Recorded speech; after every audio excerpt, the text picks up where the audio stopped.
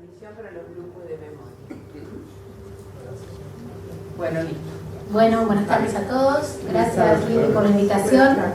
Mi nombre es Gabriela Cohen. La idea es hacer algo interactivo. Si tienen dudas, interrumpen y preguntan. Yo soy médica clínica y gerontóloga y trabajo acá en el centro de memoria. O sea, acá trabajo en cognitivo, pero mi base es geriatría, ¿sí?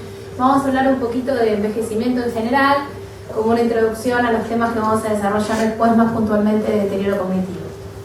¿Se escucha, no? Sí. Bueno, entonces vamos a empezar hablando en general de por qué envejecemos. Y lo más interesante es que es un misterio, no se sabe bien por qué envejecemos. Y por más que hay muchísima investigación en este campo, no se entiende bien si es un tema genético, ambiental o es una mezcla de distintos factores. Pero lo que sí sabemos es que tanto los animales de todas las especies como los humanos envejecemos. Lo que sí es claro es que lleva mucho más tiempo a un ser humano envejecer que a un animal. Si un perro en 20 años ya es viejo, con todas las características del fenotipo de ser viejo, y un humano lleva mucho más tiempo, ¿sí? Lo que es interesante es que con el envejecimiento es el principal factor de riesgo para todas las enfermedades más importantes que tenemos en la vida adulta. O sea que el envejecimiento es el principal factor de riesgo. Y lo que lleva el envejecimiento es a disminuir la capacidad funcional, lo que nosotros le llamamos la reserva funcional, que es lo que lo defiende a uno versus distintas situaciones en la vida. Entonces, si bien el envejecimiento es algo normal que nos pasa a todos nacemos, maduramos, envejecemos y morimos, es un proceso que así tiene que ser, lo que sí se ve es que hay menos reserva funcional, por eso la gente que está en esa etapa de la vida son más frágiles a las enfermedades, a las reacciones adversas de los remedios, a las deshidrataciones y a todas estas cuestiones. Entonces esto es interesante. Este es un mapa del mundo y en el año 2002, fíjense que este es el porcentaje de personas en el mundo que tenían más de 60 años. La Argentina está en naranja, o sea que había personas mayores de 60 años entre un 10 y un 19%. Fíjense cómo cambia el panorama en Europa, donde la población está mucho más envejecida y hasta un 20 un 24% de la población europea en el año 2002 eran mayores a 60 años, ¿sí? Y los países menos desarrollados son los que están en amarillo, que son los que tienen menor cantidad de personas mayores a 60. Y fíjense cómo, miren este mapa y miren ahora que es la proyección al año 2050, cómo esto cambia, ¿no? Entonces, tenemos zonas que ya están directamente en gris, donde va a haber más del 30% de personas mayores a 60 años, ¿sí? Nuestro país va a cambiar de un porcentaje del 10 al 19% a un porcentaje del 20 al 24% de personas mayores a 60 años. Entonces, por eso se le da tanta importancia y por eso se habla de un envejecimiento mundial de la población. Esto es la consecuencia de la expectativa de vida que fue aumentando, todos vivimos más, en todos los países vivimos más, y la disminución de la tasa de natalidad. Entonces, todas las enfermedades que tienen que ver con el envejecimiento van a ser muchísimo más prevalentes de acá a tiempos futuros, ¿sí? Por eso se habla de una pandemia de Alzheimer y demás. Tiene que ver con el envejecimiento mundial. Entonces, esto es interesante, que envejecer en cada especie trae características únicas y lo que dijimos antes, que en cada especie el envejecimiento aumenta que uno sea más susceptible de determinadas enfermedades. Por ejemplo, los ratones que envejecen sufren de insuficiencia renal. Es una característica específica de la especie, ¿sí? Los humanos que envejecemos tenemos mucho más predisposición a tener enfermedades vasculares y Alzheimer, ¿sí? Y es interesante que todas las especies que envejecen tienen el mismo fenotipo. Uno puede reconocer si alguien de una especie es viejo o no por la característica del fenotipo, ¿sí? La alteración del color del pelo, la pérdida de la función inmune, la declinación de la capacidad vascular, el aumento de la pigmentación, los cambios en la síntesis proteica, las alteraciones en el balance y la memoria, y esto es un poquito de lo que vamos a ir hablando. Entonces, hay un envejecimiento usual, que es el proceso de envejecimiento, más las enfermedades típicas del envejecimiento, más los factores ambientales, más el estilo de vida, ¿sí?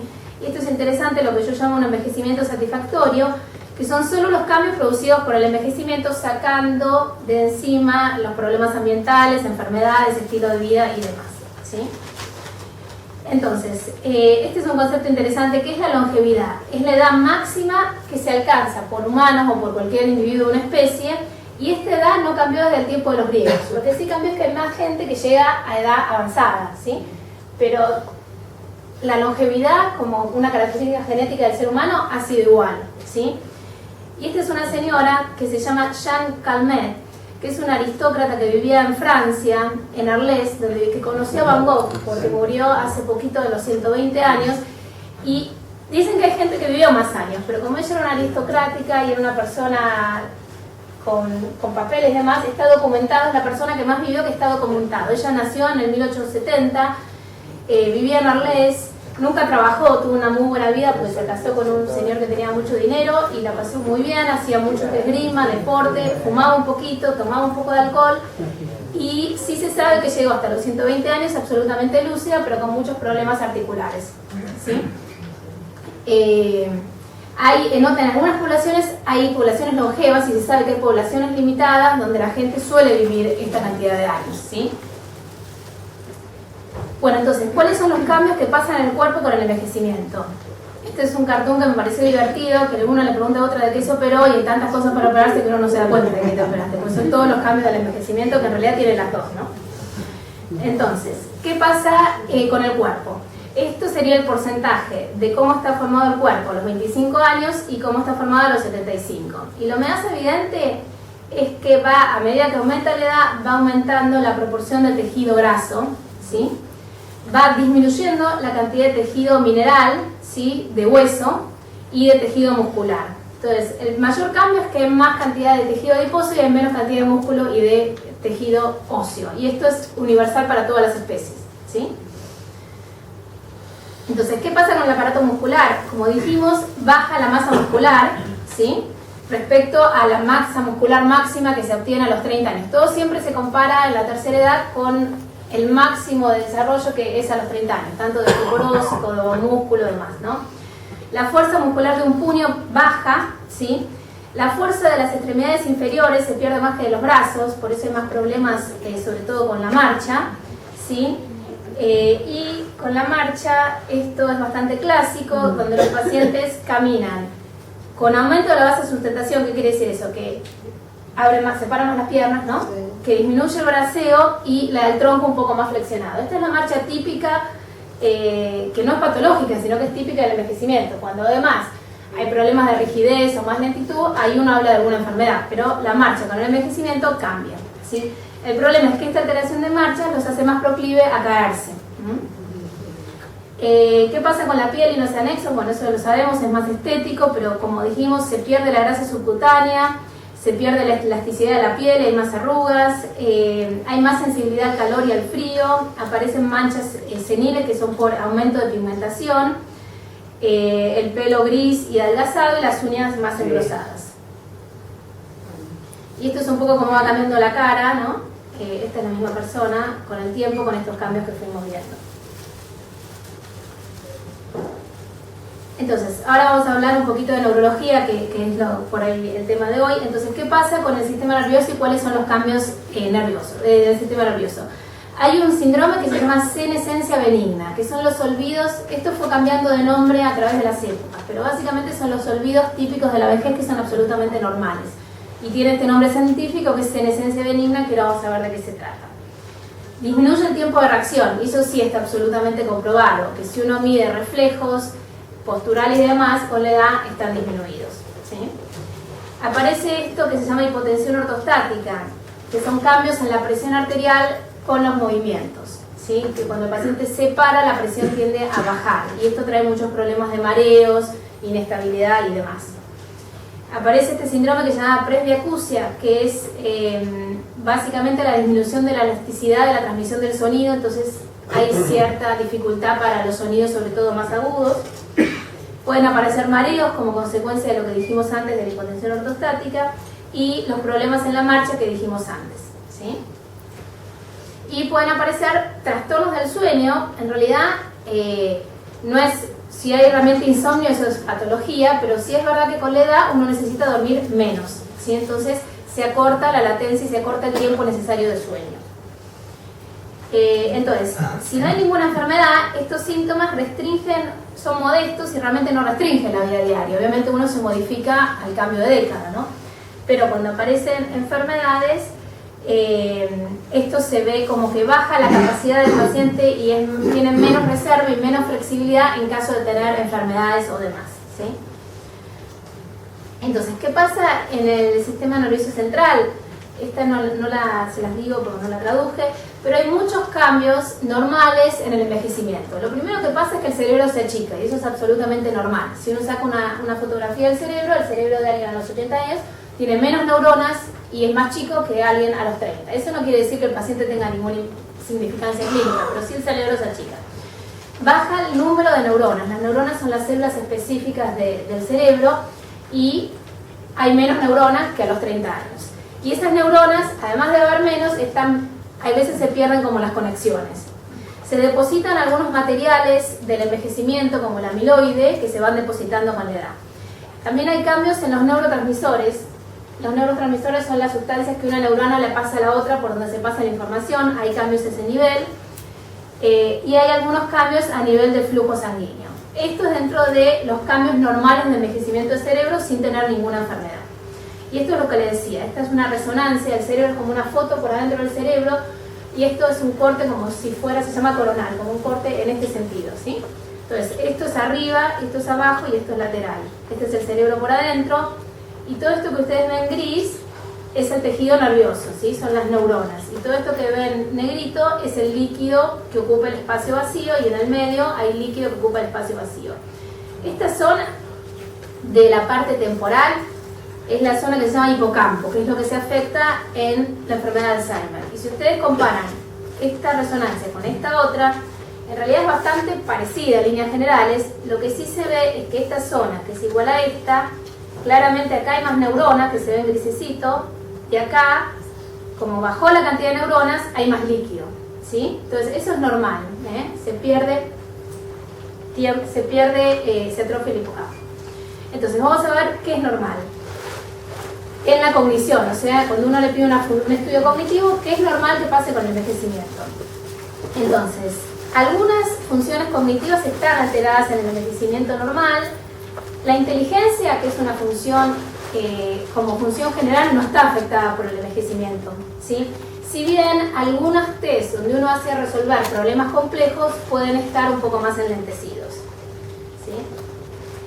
La atención, que es la capacidad de concentrarse en algo, no está afectado. Lo que sí está afectado es la capacidad de concentrarse en varias cosas a la vez. Por eso por ahí a los ancianos les cuesta hacer, por ejemplo, alguna función como manejar, si hay mucha complejidad alrededor, o concentrarse en varias funciones a la vez. Eso sí les puedo contar, pero la concentración en una cosa específica está igual. La memoria, que es la queja subjetiva más importante, por lo cual nosotros recibimos un montón de pacientes de edad con la queja de memoria, y lo que vemos es que en realidad la memoria no está afectada en líneas generales. Lo que sí es normal, dentro de ese cuadro que yo les dije que se llama senescencia benigna, es olvidarse nombres propios. Entonces, un paciente de 80 años que se olvida el nombre propio, son los nombres de las personas, los nombres de los lugares, es absolutamente normal, no tiene ninguna significancia patológica, ¿sí? Cuando eso progresa a pérdida de memoria reciente y demás, ahí sí ya hablamos de una enfermedad, pero olvidarse nombres propios es absolutamente normal con la edad. Esto es un poco resumen de lo que dijimos, pero básicamente el lenguaje está preservado con la edad, si bien esto que dijimos, la capacidad de encontrar palabras espontáneamente puede estar disminuida.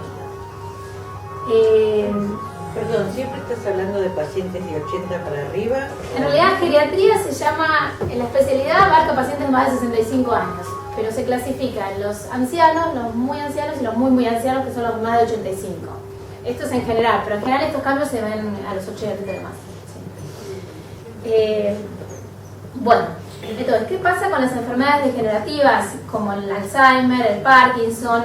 En estas enfermedades lo que nosotros vemos es que se empiezan a acumular sustancias en el cerebro que hacen que ya el funcionamiento del cerebro empiece a estar afectado.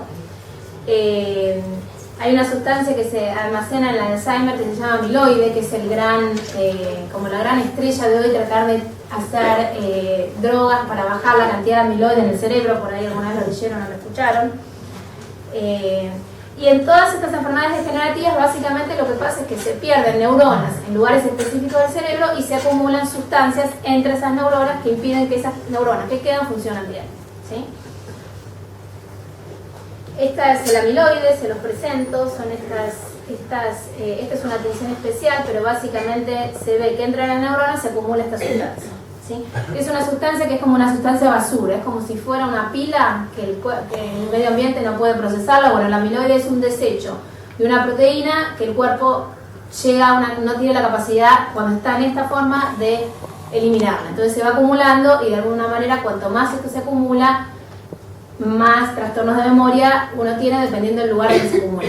Sí. Perdón, doctora, usted dijo que hay drogas para evitar, Hay varias drogas en protocolos de investigación para tratar de bajar la carga amiloide. Pero no en uso. En la práctica clínica, drogas todavía para bajar el amiloide no, y si después tenemos tiempo les explico un poco. Esto tiene que ver con cómo son estas enfermedades, que cuando uno ya diagnostica al paciente y el paciente ya tiene pérdida de memoria, hoy se sabe que ese cerebro fue acumulando amiloide en los 20 años previos. Entonces hoy se piensa que hay que agarrar a los pacientes 20 años antes para los protocolos de los que los estamos incluyendo. Pero yo creo que en unos años va a haber, porque hay muchas drogas dando vueltas y da la sensación que si uno diagnostica la enfermedad en forma precoz, sí va a haber drogas para cambiar la historia de esto. Hoy por hoy todavía no. ¿Hay forma para diagnosticar en forma precoz? Sí. Eso por ahí, eso en alguna clase vamos a hablar, ¿no? De diagnóstico precoz, pero no es el tema de hoy, pero sí, y acá enfrente lo estamos haciendo. Sí, que son marcadores específicos en el líquido cefalorraquídeo para ver si hay más amiloide del que tiene que haber. Sí. ¿Se está trabajando en el tema de la mutación del gen APP para tratar de evitar el avance? Sí, en realidad lo que pasa es que hay muy pocas familias que tienen una forma hereditaria de Alzheimer donde hay una mutación del gen del APP, y esos pacientes, uno sí o sí que tienen la mutación sabe que van a ir a Alzheimer. Para cambiar el gen, no, pero sí esos son pacientes ideales para incluirlos en los protocolos, porque uno sabe que esos pacientes a los 30 o 35 van a hacer Alzheimer, y son los pacientes que uno quiere buscar para poner los protocolos para que no se junte amiloide. Pero cambiar el gen, no. Pero sí el efecto del gen. Bueno, señor. Y es muy importante que hoy por hoy se sabe que también hay mucho vascular, porque hace unos años, hace 20 años se hablaba de aterosclerosis, por ahí oyeron tanto, que se pensaba que todo lo que producía problemas de memoria en los ancianos era por colesterol, presión y demás, y se le daba el término de aterosclerosis. Hace 10 años se dijo, no, esto no tiene nada que ver, hoy por hoy lo que pasa es que se acumula amiloide. Y ahora se están juntando esas dos tendencias y da la sensación que en el Alzheimer y en estas enfermedades es un componente mixto, donde los vasos del cerebro, los lípidos, la presión, la diabetes, de alguna manera se relacionan con el amiloide, y esas dos cosas llevan al final común, que es la disminución cognitiva. Por eso no es una enfermedad pura de amiloide ni una enfermedad pura vascular, sino es una enfermedad de las dos cosas juntas. Y sí se sabe que bajando los factores de riesgo vascular se baja mucho la prevalencia de estas enfermedades. ¿Sí? ¿Puedo seguir un poquito más o Jorge cómo viene? Jorge cómo viene. Y Jorge, no, ahora que...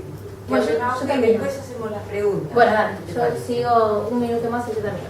Entonces, todo lo que sea hipertensión, enfermedad cardíaca, trombosis, todo esto aumenta el riesgo de accidente cerebrovascular y también aumenta mucho el riesgo de problemas cognitivos. ¿Sí? Y quería hablar, aunque sea un segundo, de los factores neuroprotectores, que sí se sabe por hoy que hay factores que protegen al cerebro de estas enfermedades. Hay factores de crecimiento de los nervios, factores del fibroblasto y factores de crecimiento tipo insulina, que sí se sabe que hace que las neuronas se pongan más plásticas, que se van a reconectar y funcionen mejor. ¿Sí? Entonces, por ejemplo, y esto salió de trabajos muy bien hechos de investigación, que se sabe que ser activo físicamente y mentalmente a los 60 previene la prevalencia de Alzheimer a los 80. O sea, estudios de pacientes de cohorte que los seleccionan, los incluyen a los 50, y aquellos que hacían ejercicio y actividad mental tenían muchísimo menos Alzheimer, pero había que esperar 20 años de esos estudios para ver los resultados. ¿Sí? Entonces eso sí es claro, cuanto más uno puede estar activo, mejor. En ratas se hizo un experimento donde someterlas a una dieta con restricción calórica hace que viva más tiempo. No hay ninguna duda que someter a ratas de laboratorio a una dieta hipocalórica hace que vivan más o menos un 40% más del tiempo. Pasa que es una dieta de tanta restricción que obviamente no la podemos implementar en humanos, ¿no? Porque no moriríamos de hambre. Pero sí se sabe que hay factores como la restricción calórica, la actividad física, la actividad mental, que de alguna manera bajan el estrés a nivel celular y de alguna manera fomentan que se expresen genes protectores y bajan la chance de tener estas enfermedades y hacen que las neuronas sean más plásticas.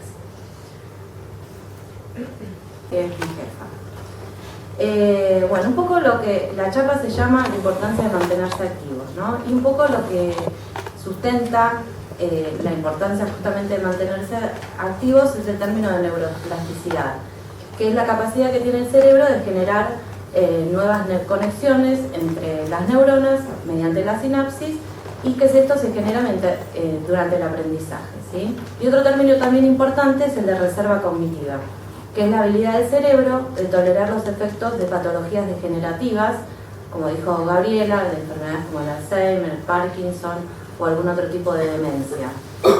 Y esta reserva cognitiva puede ser el resultado de una habilidad innata que cada uno de nosotros tenemos, efectos de experiencias vividas o educación, de la educación o la ocupación laboral. Es decir, es como si durante lo largo de la vida todos nosotros, mediante habilidades innatas, educación o mediante haber estado activos, hace como una reserva de conocimientos que después en la adultez lo que va a hacer es que si hay alguna dificultad en alguna función cognitiva, como la memoria, el lenguaje, la atención, la concentración, o todo lo que dijo que podía pasar la doctora Cohen, esta reserva cognitiva va a compensar esas dificultades, ¿sí? Acá lo podemos ver con un ejemplo. Esto es como una taza que dice en el medio la palabra almendra. Entonces a cada uno de ustedes se le puede ocurrir diferentes cosas mediante esta palabra, ¿no? Puede parecer nueces, sabor, aroma, turrón, Navidad, almendrado, ojos de papel, espineta, una canción, lo que sea. Entonces, ¿qué significa, por ejemplo, nueces, sabor? Es lo que a cada uno se le puede ocurrir de la palabra almendra. Aparece la palabra almendra y a cada uno se le puede ocurrir diferentes cosas, ¿sí? Cuantos más aspectos diferentes contenga una memoria, más fácil será de recuperar cada aspecto porque proporciona una asa distinta con la cual recuperar esa palabra o una memoria. Es decir, si nosotros tenemos más conocimiento de alguna cosa, hemos desarrollado esta reserva cognitiva a lo largo de la vida, más fácil va a ser acceder a un recuerdo o a una palabra. Esto es un ejemplo de lo que es la reserva cognitiva, como que se van generando diferentes asas de donde agarrarse cuando uno no le sale alguna cosa o tiene alguna dificultad con la memoria o no recuerda algo, ¿sí?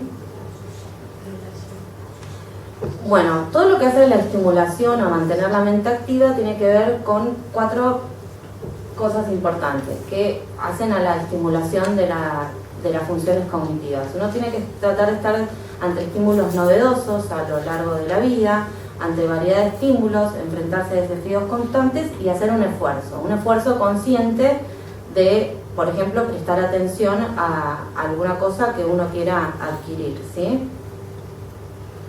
Por ejemplo, acá en esta pintura ven que todos están como con una mirada atenta, viendo qué está haciendo cada uno de los demás, ¿sí? No es que están jugando a las cartas y están mirando cualquier cosa. Generalmente, ¿qué pasa? Todo lo que tenga que ver con estimulación hay que un poco adaptarlo a la gente adulta, ¿no? Porque si no, a veces puede quedar medio raro. Entonces, nosotros en rehabilitación cognitiva, cuando hacemos ejercicios que activen la mente, tratamos de plantear y presentar ejercicios que tengan que ver más con la edad adulta. Entonces, por ejemplo, en este ejercicio se pueden hacer ejercicios de atención, de memoria visual, de concentración mediante simplemente una pintura, ¿sí? Cosas que también ustedes puedan hacer solos. O sea, la idea es que también de esta charla ustedes se lleven la idea de que hay cosas que se pueden hacer solos y tener una mente activa solos, o sea, participando en un taller de memoria, pero solos también. Entonces, las neuronas hacen conexiones nuevas durante el aprendizaje. Siempre que hay un aprendizaje, las neuronas van a hacer nuevas conexiones. Esto es lo que tiene que ver con el término de neuroplasticidad. Entonces, por ejemplo, yo les voy a pedir que traten de leer esto. Yo voy a empezar, así ustedes me siguen. Cierto día de verano, estaba en la playa observando. ¿Podemos leerlo? Sí. Pasadizos, ocultos y fuertes. Vino una ola, destruyó todo, reduciendo el castillo un montón de arena y espuma. Dice que después de tanto esfuerzo las chicas comenzarían a llorar, pero antes de eso corrieron por la playa riendo y jugando y comenzaron a construir otro castillo. Bueno, cuando todos terminaron, lo que puede pasar acá, lo que pasó acá es que hubo cierto aprendizaje, ¿no? Porque al principio por ahí les costó deducir que un número en una letra, pero después ya el cerebro sigue y lo va haciendo más rápido como automáticamente. Bueno, lo que se genera ahí es un aprendizaje. ¿Sí? Un poco este es el sentido de lo que es tener activa la mente y de lo que es la estimulación y ponerse frente a desafíos constantes, ante estimulación, ante estímulos variables. Bueno, ahí está la traducción, ¿no? Por ejemplo, acá aparece esta pintura. Yo le voy a pedir que las miren unos segunditos. Y ahora vamos a hacer estas preguntas. ¿Cómo eran los sombreros? ¿Qué hay detrás de las niñas? ¿Y qué tienen delante? ¿Sí? Si ahora yo vuelvo para atrás, ustedes la miran y yo les vuelvo a preguntar, ustedes van a saber responderme mejor, ¿no? Porque ya tenían las preguntas y ¿qué pasó? La atención se dirigió directamente a las preguntas esas que estaban acá. Entonces eso que es tener una mirada activa y prestar atención a algo concreto. Entonces es más fácil dar una respuesta concreta. Entonces un poco como conclusiones, todos saben que a la edad adulta hay que tener una adecuada alimentación, que hay que hacer actividad física y que hay que tener redes sociales. Pero por ahí no es muy sabido que también hay que tener una actividad cognitiva y hay que mantener la mente activa. Entonces el punto de esta charla es eso, que ustedes se vayan con esta idea. Porque la actividad del esfuerzo cognitivo ayuda a crear nuevas sinapsis a lo largo de toda la vida y también el ejercicio físico protege nuestra salud cardiovascular.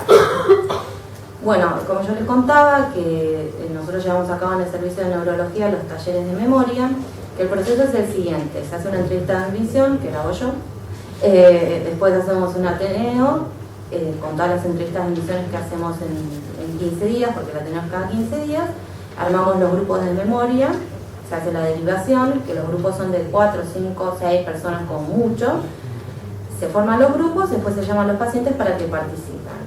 En la entrevista de admisión lo que se hace es tener una entrevista con el paciente y con el familiar para conocer al paciente y el familiar si es necesario, que nos brinde información. Se ve la evaluación cognitiva, que generalmente es una condición para participar de los talleres.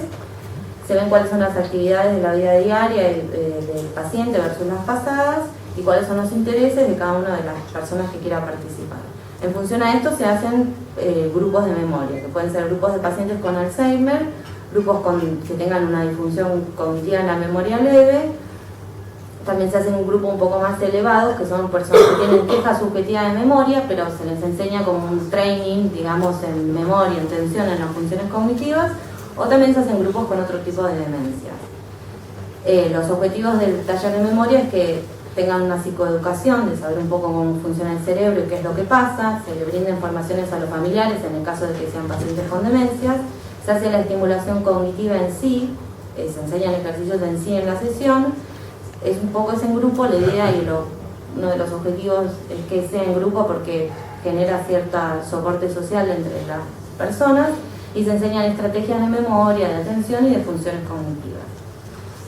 Bueno, pero bueno, no es la única opción participar de los grupos de memoria, si bien todos están invitados, y yo ahora les voy a dar algunos consejos de utilidad que después cuando retiren el folleto, cuando se vayan, están ahí resumidos, ¿sí? Cosas que pueden hacer solos y que, digamos, ayudan a mantener una mente activa, como por ejemplo, utilizar la mano izquierda para cepillarse los dientes, concentrarse en los sabores sutiles de los alimentos, mirar una foto y describirla con 10 adjetivos, memorizar números de teléfonos, calles o nombres, memorizar la lista de supermercado, igual la pueden anotar por las dudas para que no complique la vida. Buscar una palabra nueva y utilícela en conversaciones, escuchar una noticia y comentársela a un amigo, realizar un resumen escrito de alguna película, de algún libro que hayan visto o leído. Al leer una palabra, piense otras 5 que comiencen con la misma letra. Evoque una palabra cuando vea las patentes de los autos, que tienen 3 letras. Mirar activamente y descubrir detalles. Cambiar rutinas, cambiar el camino habitual para ir a un determinado lugar. Leer al revés, mirar fotos al revés. Cambiar del lado del mouse y usarlo con la otra mano. Vestirse con los ojos cerrados, hacer crucigramas, rompecabezas o aprender un juego nuevo, mantenga e incremente sus vínculos sociales, pueden estudiar algo nuevo y realice búsquedas en internet si es que lo usan, que eso es de gran utilidad. Bueno, no sé si va a hablar Jorge. Bueno, buenas tardes a todos. Lo primero que me llamó la atención es que veo muchas caras conocidas y que ya me escucharon. Cosa que me llama la atención porque mi señora no me quiere escuchar 2 veces, ya se me va. Cuando le quiero decir otra vez lo mismo ya se me va. Es muy normal. Básicamente lo que, un poco también por lo que me pedía la doctora Canevaro, es tratar de mencionarles un poco qué es lo que nos pasa a nosotros los médicos cuando nos vienen con consultas de problemas de memoria o de quejas de memoria, o más sofisticado, digamos, cuando nos preguntan directamente por algún tipo de enfermedad y qué posibilidades tienen de tener algún tipo de enfermedad. Lo primero que uno tiene que diferenciar, o lo primero que el médico tiene que intentar diferenciar, es qué es un problema de memoria y qué no es un problema de memoria. Y cuáles son los problemas de memoria o de no memoria que más habitualmente nos consultan. Nos vienen y nos dicen, bueno, yo me olvido el celular o me olvido las llaves, no sé dónde los dejé. Y eso en realidad, más que un problema de memoria, es lo mismo que me pasaría a mí si yo lo dejo siempre en lugares diferentes. En realidad, no es que yo me acuerdo dónde dejé el celular, las llaves o lo que sea, están siempre en el mismo lugar y por eso me acuerdo dónde están. Si no, no me acordaría tampoco, me pasaría exactamente lo mismo. Eso no es un problema de memoria, sino es un problema de olvido o de distracción. Lo mismo, otra de las quejas frecuentes, ¿qué vine yo a buscar acá? Voy desde la cocina a la pieza o al revés o lo que sea. Eso es un tema exactamente. Uno tiene que retroceder y volver a buscar la referencia que tenía para saber qué era lo que iba a buscar. Y eso también tiene que ver con un tema de atención dispersa o de estrés, que es mucho más frecuente, se los puedo asegurar, en una ama de casa que en alguien que está ocupado en una oficina y que tiene una secretaria muy eficiente. En realidad, digamos, probablemente el ama de casa está cocinando, está pensando qué comió el marido para que no hacerle la misma comida, porque si no va a tirar la bronca, es lo típico. ¿Qué es lo que están haciendo los chicos? Si tienen que ir a básquet, si tienen que ir a gimnasia artística, a pintura, inglés o a lo que sea.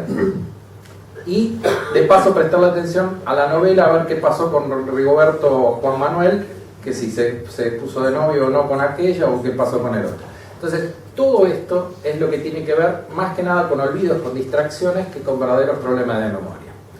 Donde a veces empiezan los verdaderos problemas de memoria, y ahí es donde empezamos nosotros a interactuar un poco, es cuando nos viene y nos dice, esto yo ya lo repetí varias veces, o alguien le dice, esto ya me lo dijiste varias veces, y uno, exactamente, y uno no se acuerda, digamos, que fue así, que puede ser una distracción o un olvido, porque no se acuerda a quién se lo contó, porque por ahí ya se lo contó a varios, o puede ser que sea realmente un problema de memoria. El otro tema es si uno empieza a tener fallas en recordar, digamos, por ahí conversaciones o algún tema que estuvieron hablando. Que eso también me pasa a mí cuando estoy mirando por ahí un partido de fútbol. Si me vienen a hablar cuando está jugando San Lorenzo, lo más probable es que no recuerde absolutamente nada porque no le voy a prestar la más mínima atención. Pero es probable también que sea un problema de memoria porque realmente no terminé de memorizar lo que me dijeron.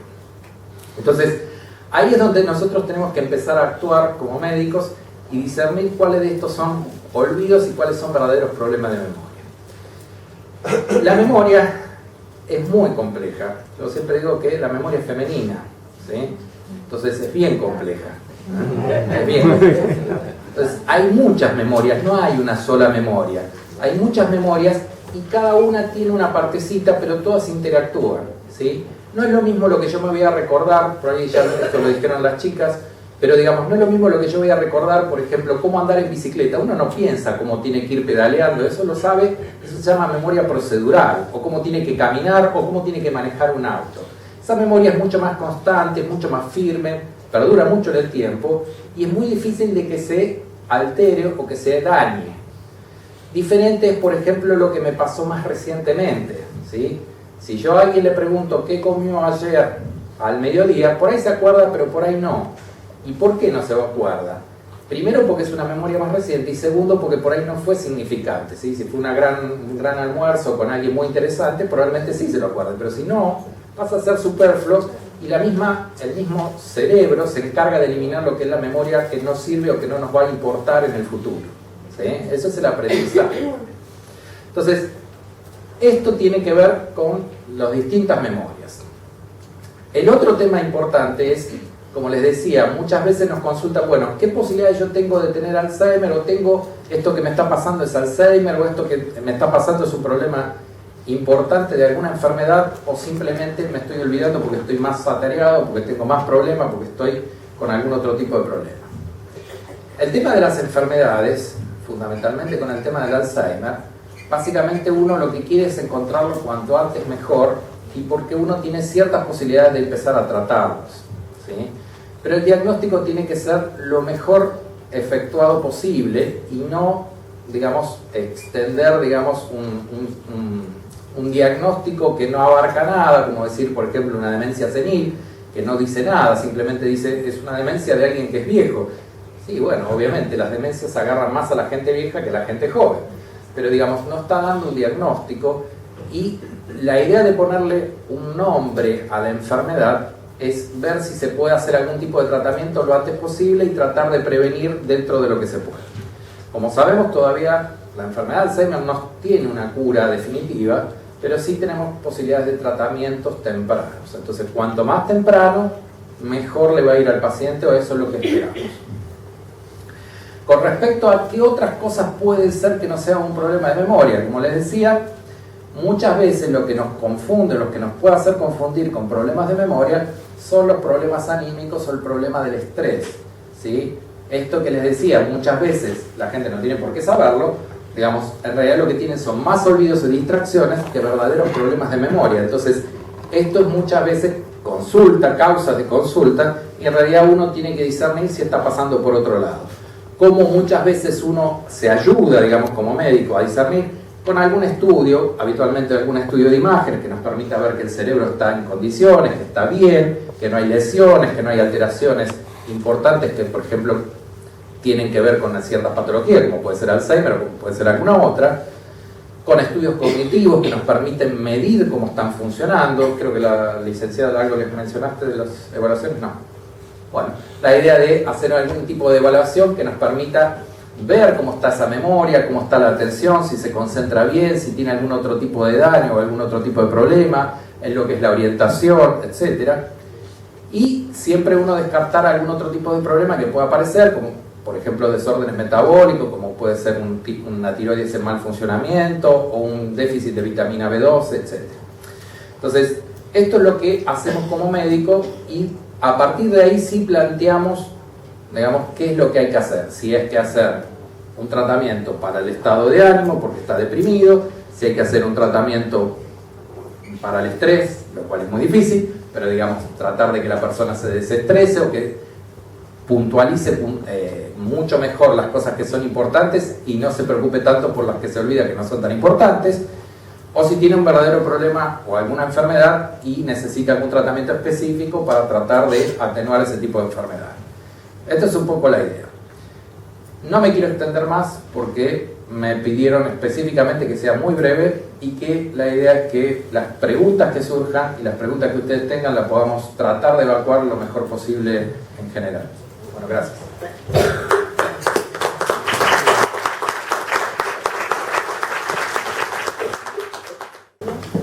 Dirigimos.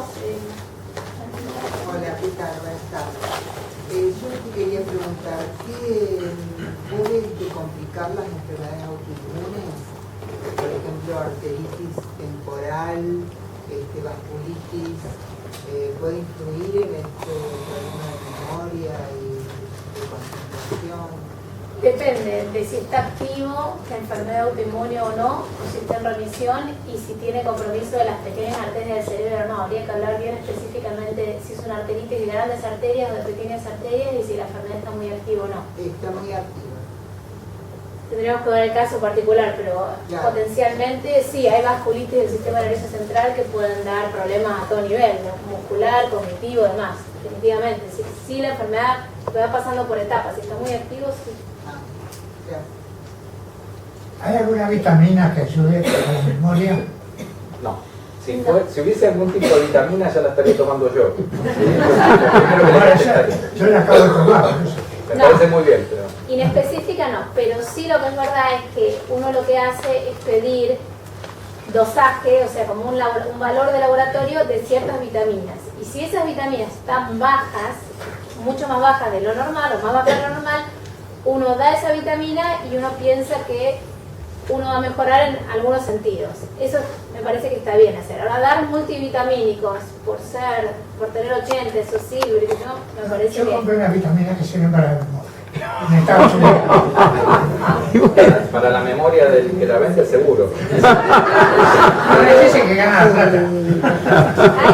Hay un producto que se llama Ginkgo biloba que viene con muchos multivitamínicos que se piensa que a ciertas concentraciones puede ser efectivo como tratamiento de una enfermedad de la memoria, pero no es mejor que los remedios que damos cuando realmente hay una enfermedad de la memoria. Pero yo en general dar así al tuntún vitaminas sin diagnóstico no. Lo que sí hago es pedir vitaminas en sangre y las que están bajas doy esa puntual y a mucho mayor concentración.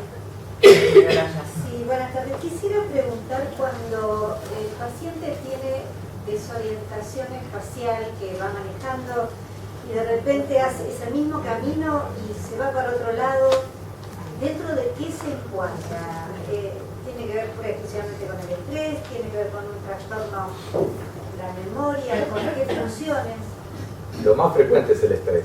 El tema habría que ver en cada caso en particular y, digamos, lo más frecuente que pasa, que me ha pasado, para que se quede tranquilo, digamos, uno viene haciendo un camino que es el que hace todos los días, ¿sí? En realidad es sábado o es domingo y en realidad estoy yendo para otro lado y lo que hago, digo, ¿qué estoy yendo? ¿Para Belgrano otra vez? Digo, la pucha, digo, y tengo que pegar la vuelta porque en realidad me distraje. Sí, por ahí no me especifiqué bien. El tema es que si uno se pierde o se desorienta, ese es otro tipo de problema y eso en realidad debería de consultarse porque es un problema que puede tener con algún problema. Pregunto por un paciente que cuando se despierta a veces a la mañana no sabe qué día es, a qué tenía que hacer, a ver qué hora es.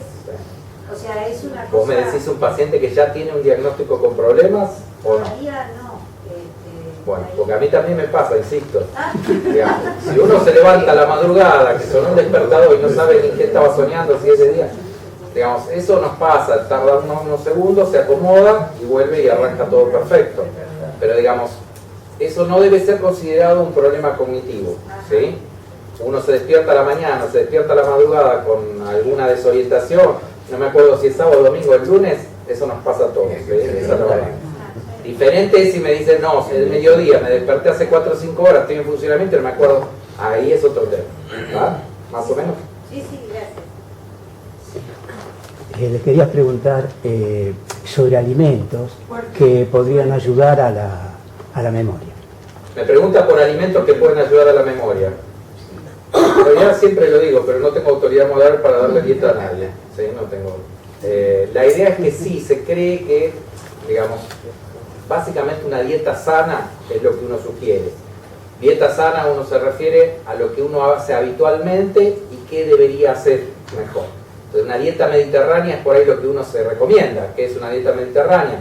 Incluir mucho más pescado que carnes rojas, incluir mucho más frutas y legumbres que pastas o que hidratos de carbono, incluir más cereales, más líquido, que es lo que más hincho yo en mi consulta, porque la mayoría me dice, y tomo medio litro, con eso está bien. No, medio litro es muy poco, uno tiene que estar tomando 2 litros de agua más o menos por día, agua, té, jugo, lo que quiera, ¿no? Pero digamos, líquidos claritos. Entonces, eso es un poco lo que uno sugiere en una dieta. Si usted me dice, se come un asado cada 15 días, lo disfruto muchísimo y lo voy a seguir haciendo, ¿sí? Entonces, no es lo ideal, pero la verdad es que yo no me pondría en una cosa estricta. Sí trataría de cambiar ciertos hábitos que son los habituales. Un huevo frito y cada 15 días yo lo disfruto muchísimo y la verdad que no me arrepiento de nada. Ahora, si usted me dice, como una persona una vez me dijo, me como 6 huevos fritos por día, y eso es una verdad. Eso es lo que tenemos que cambiar. Sí. Mi mamá está con un cuadro, o sea, ya está en tratamiento aquí en la clínica. Y hasta ahora nunca nadie dijo que tenía Alzheimer, nunca dieron este diagnóstico. Pero, o sea, medio mi sensación es que es Alzheimer, solo que puede ser que los médicos no digan que, o sea, porque ellos dicen deterioro cognitivo, está con estimulación cognitiva, ya, bueno, con los estudios evidentemente se ve algo, pero yo noto como que evitan decirla, puede ser eso, que no lo digan por la paciente. ¿Cómo puedo yo saber si es Alzheimer efectivamente? Por ahí, no, pedí una entrevista solo para el médico y hablar, por ahí es difícil si ella está muy fue muy alerta por ahí. Sí, yo a veces deseo que no lo digan, digo la verdad, porque ella sabe que Pediste un turno a nombre de ella y los vos hablás y clarificás el tema. Es muy diferente, digamos, lo que es la cultura anglosajona con lo que es la cultura latina, que somos la mayoría de nosotros, ¿sí? Digamos, la cultura anglosajona, lo primero que hace el médico es prevenir a ver que no le hagan un juicio. Entonces a uno le dicen, usted tiene un cáncer, se va a morir en 4 días, no les importa, perdón, ¿no? Pero les importa bastante poco lo que piensan.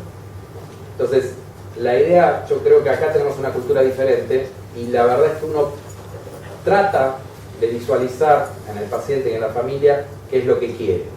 No quiere decir que siempre estemos en razón o siempre tengamos la razón con esto. Pero digamos, si uno percibe que la persona no está del todo convencida de recibir un diagnóstico de este tipo y cómo lo va a manejar, a veces es preferible guardarse un poco el diagnóstico y decirlo más adelante, o si algún familiar lo pregunta, decírselo al familiar. ¿Hay alguna edad sugerida para hacer el diagnóstico, el test de diagnóstico precoz? No, lo que uno sugiere es, digamos, que cuando empiecen a notar algún tipo de problemas o algún tipo de cambio, digamos, hagan la primera consulta. En realidad lo que debería es el médico especialista decidir si corresponde hacer estudios y qué estudios, pero en realidad si uno nota, no sé, por decir una barbaridad, a los 40 años algún problema, es preferible que un especialista le evacúe cuál es el problema. Como decía hoy, si es un problema de atención, si es un problema de estrés, si es un problema de depresión, o si tiene alguna carga genética familiar y que hay que hacer algún tipo de estudio genético. ¿A qué especialista habría que dirigirse? A nosotros que tenemos que vivir de algo.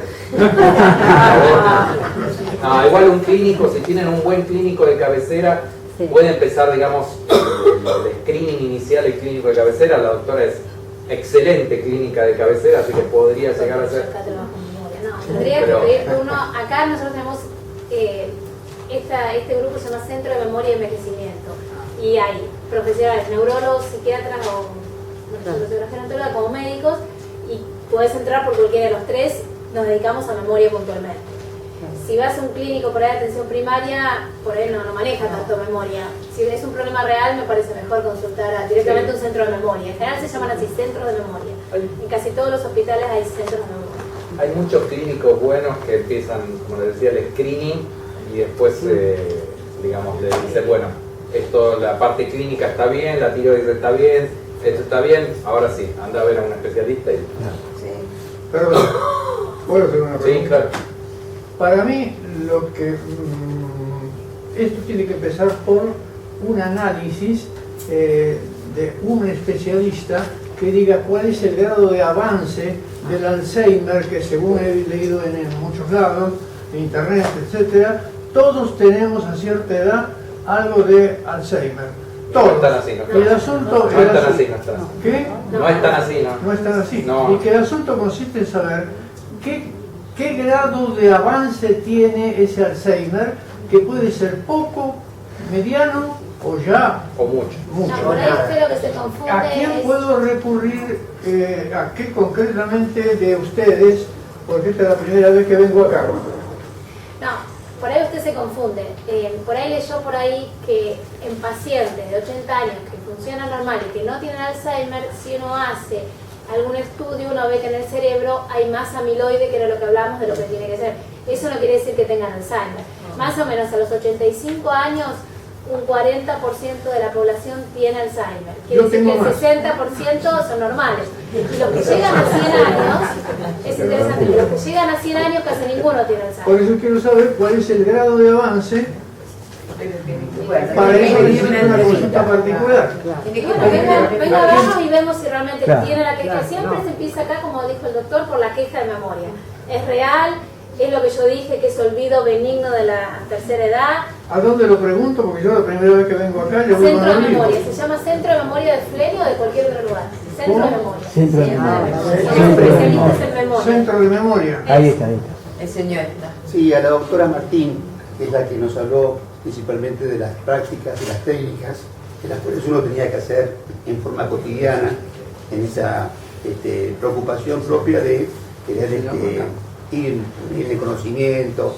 ¿Qué 5 técnicas, al margen de la que usted nos dijo, qué 5 consejos principales en la vida cotidiana para de un juego de cartas, una lectura, en un taller de lectura.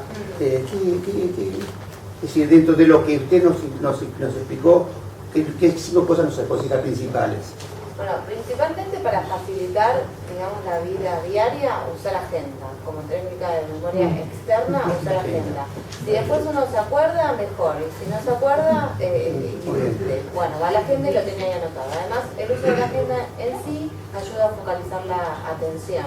Entonces ya eso va a facilitar que la información se almacene. Después, si depende también de los gustos de cada uno, pueden aprender algo nuevo, ya sea un juego o un hobby o lo que sea. Depende de los gustos de cada uno y la edad de cada uno, las posibilidades de cada uno, pero un aprendizaje nuevo para mantener la mente activa está bueno. Después, tener una mirada atenta y activa a todo en general, como consejo general básico para que se incorpore mejor la información. Lo importante es, el concepto es estar activo en función de lo que a uno le interesa. Si a uno no le gusta nunca la cocina, no vas a hacer un curso de cocina a los 20 años. Por eso el desafío por ahí en los programas de rehabilitación que hacemos acá es ver qué le interesaba al paciente que ya tiene un problema de memoria y tratar de trabajar sobre ese interés que tenía en la vida y para volver entonces todo lo que sea estímulo, vida social, hablar. Con todas esas actividades uno está estimulando las funciones cognitivas. Obviamente tiene que hacer lo que uno ya le gustaba de antes, lo que uno le guste que sea placentero. Gracias. Yo la verdad que vine en otra oportunidad en doctora con un problema de fibromialgia.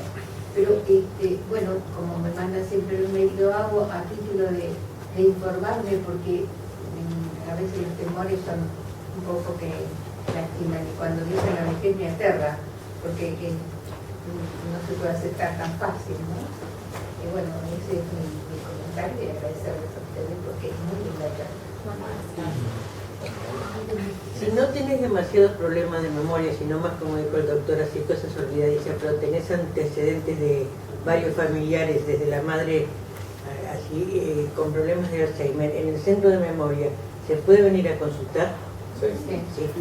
La idea es lo que uno plantea, digamos, insisto, si ustedes me dicen, tenés olvidos todos los días, lo de la lista de supermercados, si no la llevo, traigo la mitad de las cosas, eso es lo típico, porque no me interesa lo más mínimo. Entonces, básicamente, la idea es que si usted nota algún cambio de sus olvidos de los 20 años, de los 40 años, bueno, ahí uno dice, pucha, me estoy olvidando más, puede ser cuestiones de la edad o puede ser cuestión de algún otro tipo de problema. Ahí yo sugiero que se consulte. ¿Sí? Yo tengo la rama familiar. La última. Muchas gracias. La pregunta que te hago es, ¿lo hereditario es determinante? ¿La genética es determinante? En el Alzheimer particularmente, en el Alzheimer solo el 3% de las personas tienen un Alzheimer hereditario y es mucha la carga familiar que hay en el Alzheimer hereditario genético. Después hay los que se llaman genes de susceptibilidad, que realmente no se hacen, se hacen solamente en investigación, no se investiga lo que es la práctica diaria. Lo que pasa es que si uno tiene 1 o 2 familiares, digamos, tiene más chance de tener este tipo de enfermedad, lo que no significa que sí o sí la vaya a tener, ¿se entiende? Entonces, nada, simplemente uno no investiga los genes en todas las personas que tienen este tipo de problemas. Solo en ese 1, 2 o 3% que uno ve que la carga es muy significativa, que los problemas, digamos, de demencia empiezan muy tempranamente, ahí sí uno por ahí hace una investigación de tipo genético. ¿Contestado? ¿La señora? La última, dije la última, pero al doctor. Perdón. No, la señora italiana. Sí, Del... doctor, usted hizo referencia en su exposición de algunas personas que dicen que no tienen memoria, pero ponen las cosas en distintos lugares. Yo, lamentablemente, tengo un familiar que justamente nunca encuentra ni el celular, ni la lapicera, ni... Entonces digo, ¿qué hago? No me hace caso. Y yo sé que si él sería más prolijo, o trataría de memorizar, no tendría ese problema. Así que, ¿qué hago? ¿Lo mando al psiquiatra? Hay dos posibilidades. Uno, que se case con una señora que hace. La segunda posibilidad es simplemente cuánto a él le preocupa. Si realmente le preocupa, sí va a buscar tener un tipo de orden. Si no le preocupa, va a seguir haciendo lo mismo y no lo va a cambiar por más que lo quiera cambiar. Siempre tenemos tiempo. Si a él no le preocupa.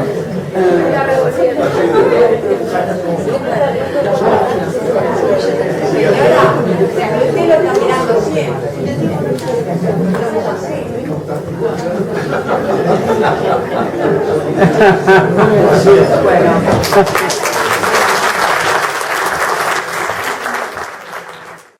Hola, mi nombre es Gabriela Cohen, yo soy médica clínica y geriatra y trabajo en el Centro Memoria de Fleni desde hace unos años.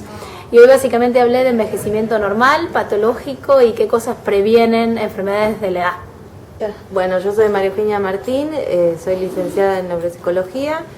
Acabo de hablar de cómo mantener una mente activa para ejercitar el cerebro y la cognición. Jorge Alberto Campos. Bueno, un poco la idea es transmitirles cuáles son los problemas de memoria, por qué consultar y cuándo consultar.